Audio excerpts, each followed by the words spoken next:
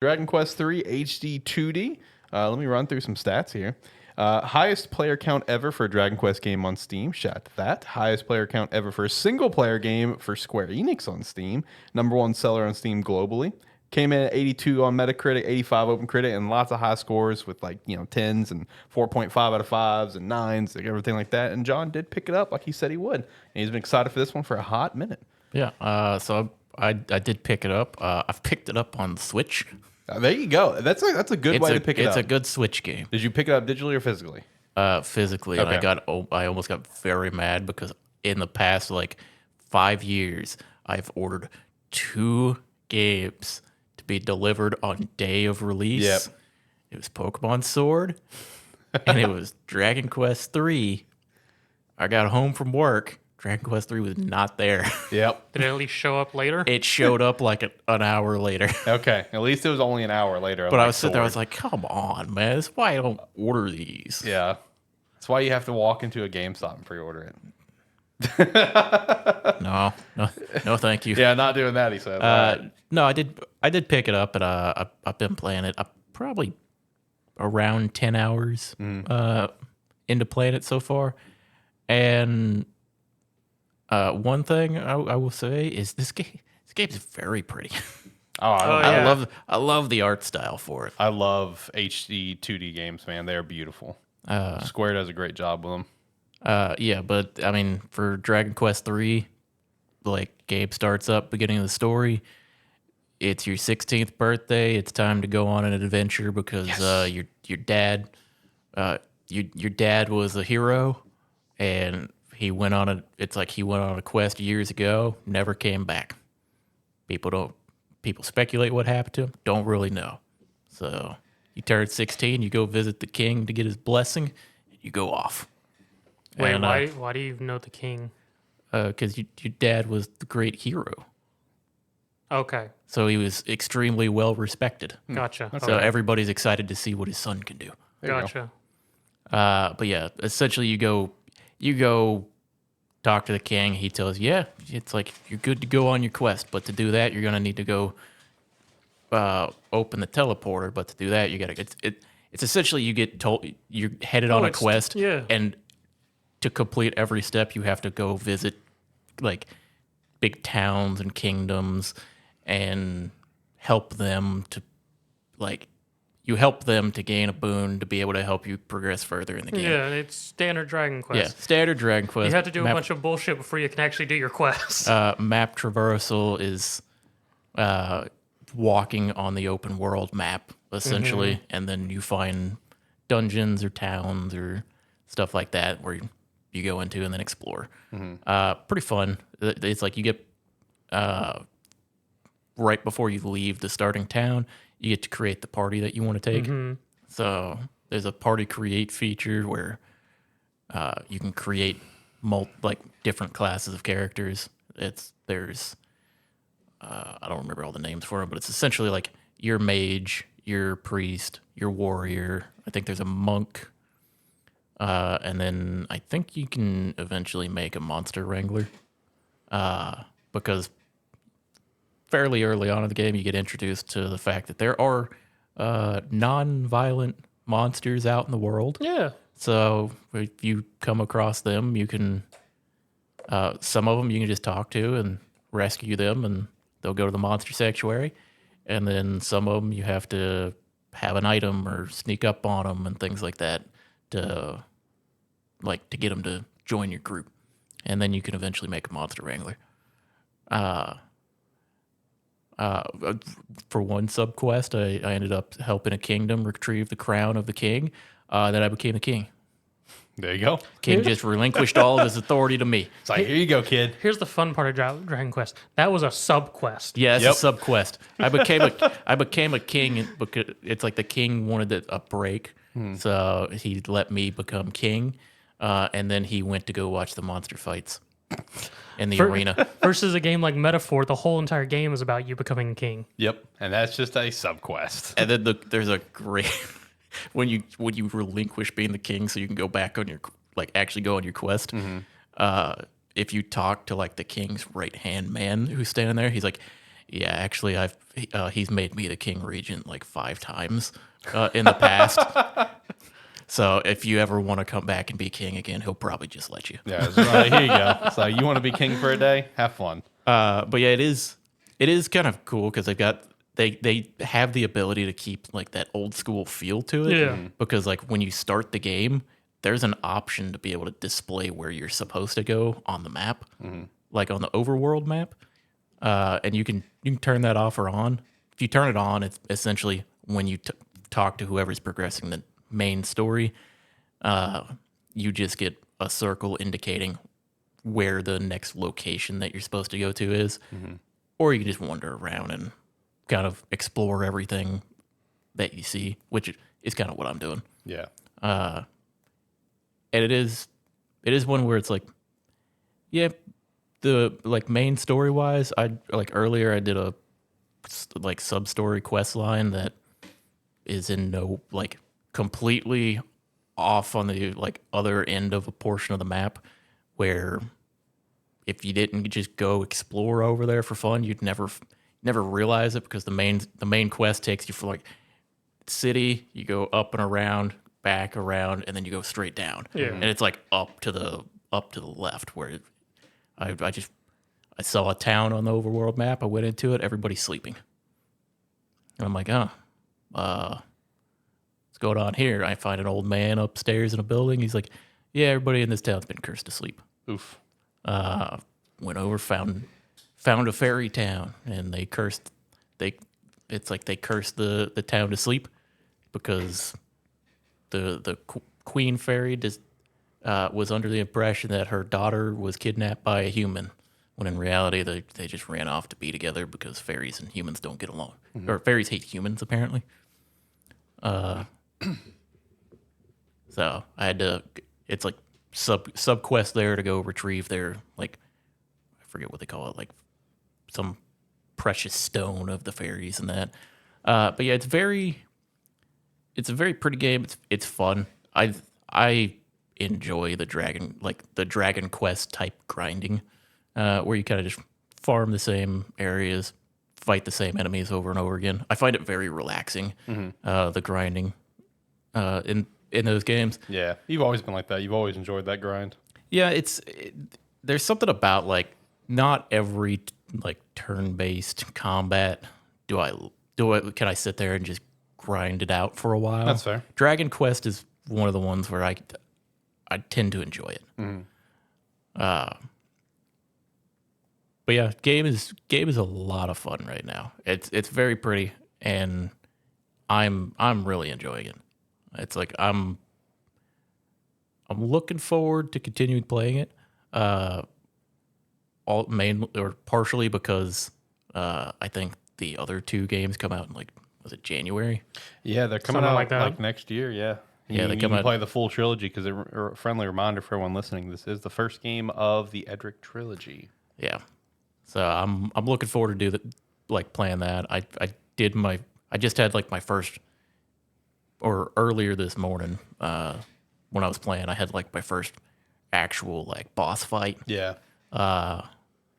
which was significantly more challenging than anything else so far. It was like all the monsters that I've been fighting and kind of grinding on, like crushing them, no issue. Like Yeah, just yeah. grind, like that typical grind that you would expect, where you're just like plowing through everything. It counted the boss fight in the same area, and I'm glad I was stocked up on consumables because I was not ready for it. Yeah, one of those. It's like I wasn't quite prepared for it. So now I'm even more stocked up and ready to go. Hardest thing I've had in the game so far, keeping my goddamn mage alive. That makes sense. A lot of mages are glass cannons in the early ones. God, he's the only character that has like every best piece of armor that I can have for him right now. Because I'm like, everyone else, I'm like, you guys are doing fine.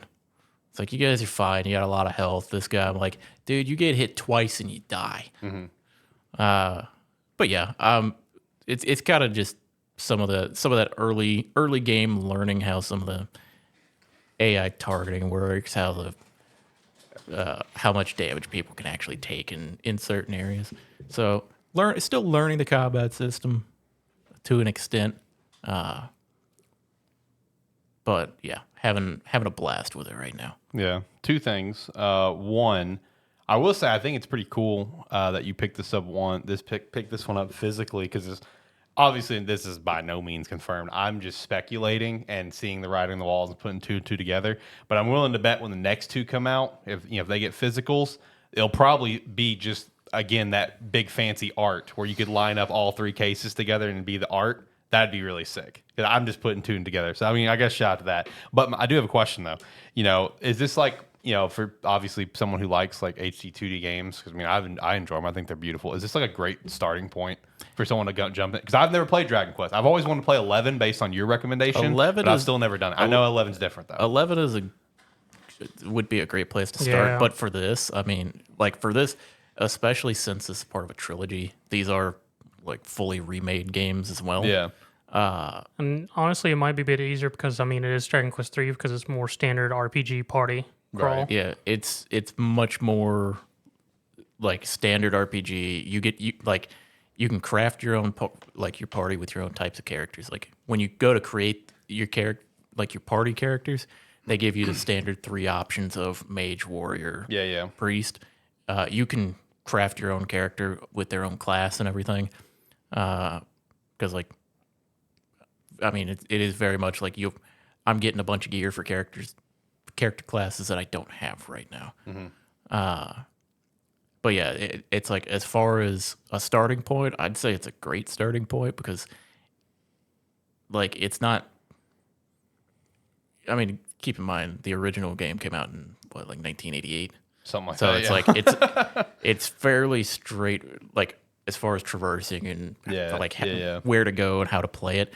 It's fairly straightforward. Yeah, it's not overly complicated. It's not overly complicated, and it's been pretty fun, or it's been a lot of fun, really. So if you wanted to jump into Dragon Quest, I'd say it's a good one to start with because 11 is a lot different because 11 has like the open world or it's like the open areas modern, with like it's more modernized where the monsters are on the out in the field and you run up to encounter them, whereas this is random encounters. So it's but yeah, I would say give it a try if you wanted to play it because it's like just a simple fun game, and 2 have you played the HD2D games yet? I've played HD2D games, yeah. They're I've tried both Octopath Travelers. I've obviously played Triangle Strategy. It's great. Yeah. Yeah. I love that art style to death. I would absolutely give it a try. Because honestly, like I actually really want to pick it up just to have it as part of a collection. Because I'm putting 2 and 2 together that 1 and 2 will also have physical release, especially when I see the sales in Japan for 3 selling out everywhere. I honestly just want to have them for collective sake. Like I really want. I want to continue to build my Switch collection, just to have stuff. So I've actually really want to pick this up. Yeah, I would. I would pick it up then. Yeah, it's like because it'd be one of those things. I picked it up. I may not jump into it right away, but I know I want to play it eventually. Yeah, because I am interested in it. Yeah, because I would just pick up a physical copy then. Yeah, having your shelf ready. Yeah, because it's kind of like the same thing. I saw a sale pop up for another game that I really want to play, but I know if I buy it, I'm not going to play it like anytime soon. Lost Crown on sale for $17 right now for Switch. That's a crazy price. So I want to pick that up and just have it ready to go. That's kind of how I feel with Dragon Quest. Same reason why I picked up Emil the Smiling Man, because I didn't want to miss out on the physical edition. I didn't want to miss out on that. Well, it's like I've wanted to play the Dragon Quest trilogy for. I've wanted to play it for a while, but it was like a year ago we got announced that they were remaking it. Like so I've been like holding off because I wanted to play these remakes. Yeah, perfect timing. So it's finally here, and I've been playing it and I've been loving it. Yeah. I was about to say, this is a great starting point. Other standard ones, if for more modern ones, can be up as 11 and then 8. Mm-hmm. Because 10 is an MMO, and I don't actually know what the heck 9 was on. Isn't 10 getting an offline mode though? It is. Yeah, that's what I yeah, thought. it's getting an offline mode. I think in a similar art style. Yeah. Okay, that's pretty cool. Shout out to that. Yeah, and shout out to Dragon Quest 3 HD2D. Like I said, good review scores. It's got extremely Nintendo positive reception. DS. So, what? Dragon Quest 9's on the DS. Is that it? Yep. Wow, interesting. That's interesting. Shout out to that. Oh, it didn't get a remake, and maybe. Oh, okay. All right. I said maybe. Let's Yeah. see if this thing pops up. Okay. I'll get back to you on that. All right. Sounds good. Yeah, I would assume it was probably like PS2 or something because 8 was also. PS2. I was gonna say 8 was also only available on PS2 and the Nintendo DS. Because I wanted to play 8 for a while, couldn't find didn't. That's when didn't know where my DS was. Yeah. Until one of you guys bought me 8. You. Yeah, and you got I thought it was you you. got 2 copies of it, right? Yeah. Yeah, because you did not get the demo disc, whatever it was. Yep, the Final Fantasy 12 demo disc. Yeah. Instead, he got 2 copies of 8. So the next person that went in to try to buy, They couldn't find it. yeah, next person that tried to probably buy that Dragon Quest is like that store was not going to find the game because they gave us 2.